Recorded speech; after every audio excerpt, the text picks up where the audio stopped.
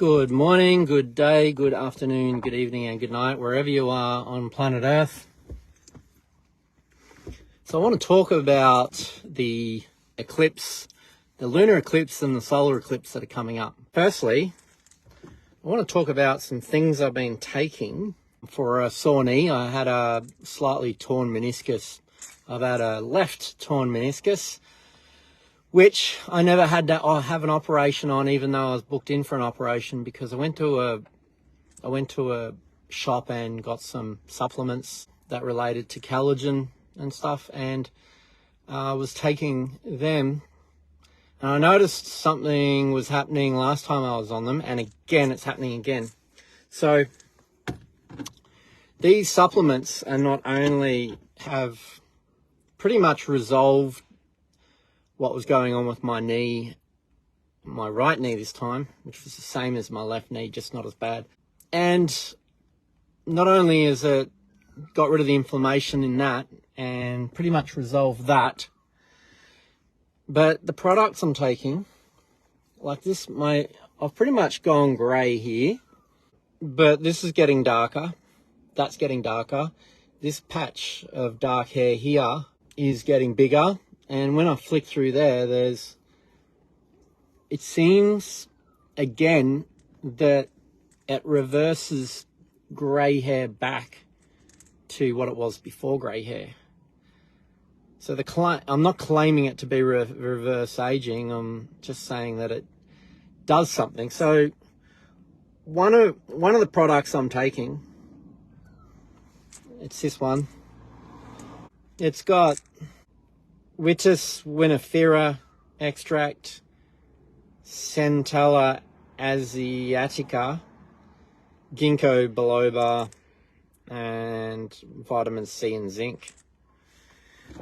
The other one, which you can't get anymore, this one, I won't name it in case that's an issue, but it's no longer on the shelf. This company doesn't make it anymore. But it's the chicken membrane under the shell, and over the egg there's a thin transparent membrane. So it's that, because the theory is it acts similar to stem cell sort of stuff. Anyway, I get a lot of sinus issues. I went to the chemist today. I got this one. I've had them before. It's a combination of salt and sodium bicarbonate and sodium chloride, which is salt and bicarb soda. In that, getting to the build-up, we're in the build-up now. It's under a week before the lunar eclipse. There seems to be a lot of attention on the solar eclipse, though, which is coming exactly 2 weeks after the lunar eclipse. Both are very, very powerful. In fact, being sensitive, I'm picking up on the energy started kicking in the last 48 hours, and they're getting stronger and stronger. So much so that I'm having trouble even showing up at a supermarket and walking around. This is how I'm picking up on it. It's like when I go out and be around people, it's like we're all jammed into a small confined space and no one is able to contain their energy. Basically everyone is unconsciously, we're talking about the normies, all the normies that are unconscious and aren't aware of everything's happening on an unconscious level without their conscious awareness. They're leaking a lot of stuff. Like, for instance, I was walking, there wasn't much room and I had to walk behind an older Indian lady, and it was like in the 30 seconds I had to wait for her to walk and so I could keep going past. It was like I was getting this information data reading about like ancestors and stuff. It was just automatic. It wasn't like I was dipping in to look. It was just there. It's just radiating. Everyone's radiating stuff out at the moment. And I'm finding it quite intense. I'm actually thinking that I probably need to just stay away from crowds at the moment, especially while this lunar eclipse is happening, and probably for the solar eclipse. So the lunar eclipse is going to bring up a lot of stuff. It's going to be about clearing a lot of karma as well. So a lot of people who have unfinished stuff that needs to be resolved in order to go forward concurrently will be facing feelings, old feelings that they may have wanted to not address or bottle up and suppress. It's sort of going to be coming up, and some old stuff is going to have to get looked at, felt and addressed, and so on. Then we have the solar eclipse in a couple of weeks, which is going to be very profoundly a big thing. It's going to be right over America, and it's going to pass over Texas. Actually, the state of Texas has declared a state of disaster for the 8th of April, which is the eclipse day. But it's mainly based on all the Airbnbs are going to be booked out. There's going to be probably food shortages. There's going to be extra traffic on the roads because so many people from all sorts of parts of America that are interested in this phenomena are going to be traveling to be under areas of the full eclipse in order to basically witness it. So, you know, there'll be people out in groups. They'll probably be using some sort of viewing systems. We also have a comet, a green comet. It has many different gases on it. There's a few different colors, but there's a prominence of green. There's also like a reddish, I can't think of the other word for red, but it's like a very bright red going towards magenta. There's a magenta glow to it, but the green is said to represent Christ consciousness. So it is possible that during the solar eclipse, people may see this comet at the same time in the sky when everything goes a little bit dark. They may be able to actually see it in the sky. It's also going to pass over a town called Jonah in Texas, right over the top of Jonah.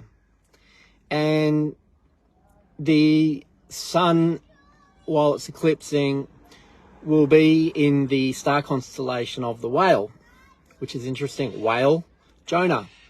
There's a bit of Bible stuff. It's also going over Little Egypt as well. There's an apex point from the 2017 eclipse. I can't remember where that is. I think it's over Missouri or something, but there's an apex where the 2017 one, which went the other way, so it's crossing. So 7 years, and you've got a crossover,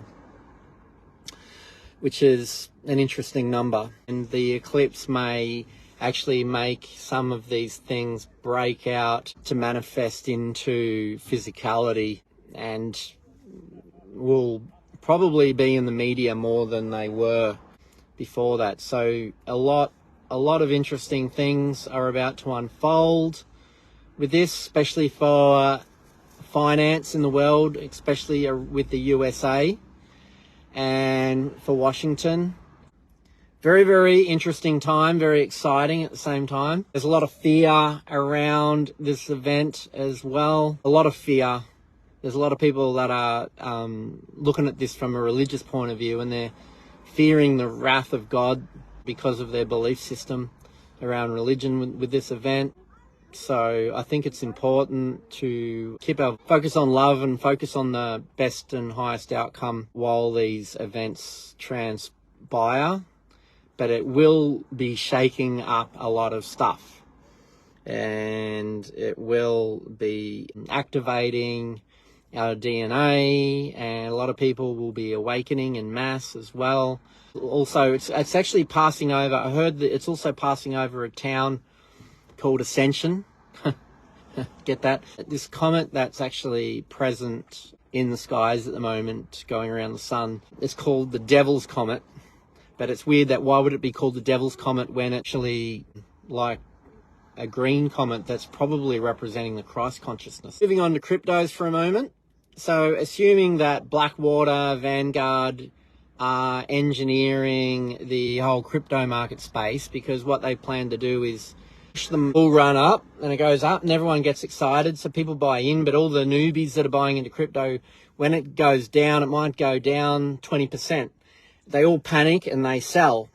And then while they're cheap, BlackRock, through all its big corporations and representatives, then go and buy that up. So what they're to milk out the general person out of the crypto market so that they can own it all. Because what they're planning to do is have a black swan event where they have an emergency crisis, and basically in a very short succession they're going to move the economy out of the old fiat analog system, which is to do with what money has been like for the last 300 years, the last 5,000 years, as you know, printed money, paper, whatever. Like even the Roman Empire, they started off with silver coins and they gradually got less and less and less silver because they didn't want to have the real silver out there, even though that's what you're supposed to do if you want to be a legitimate promise to the people. They're going to try and move everything over to digital. So all BlackRock, Vanguard, that own just about everything on the whole planet, are trying to milk this. So what I'm trying to say is, if you're in the crypto, stand your ground, don't sell, let it go up, because they're trying to scare everyone out. It's going to go higher and higher, and so if you just hold steady and wait, I'm sure that we shall reap the rewards. So at the moment we went down in a dip, but now today and probably for the last 12 hours, everything has been steadily going upwards. So we'll have to see where that goes and then where it settles back down to and then goes again. And so all this is happening around all these other events that are going on. And of course we have this changeover happening in November. The way things are going, it could be a lot earlier that things change. Like I'm talking now, in the next 2, 3, 4, 5, 6 weeks, something like that. With all this energy going around, it's going to make things happen a lot faster. And there may be some things that happen basically around the time of the eclipses or very shortly after. America may not have to wait for November for this change to happen, because certain things may unfold throughout April that will basically involve possibly arrests to do with legal implications for politics and high business, influences of politics and legislation, etc., in America. I better get off and I'll talk to you all soon. So nanu, live long and prosper, and talk to you all soon. Bye for now.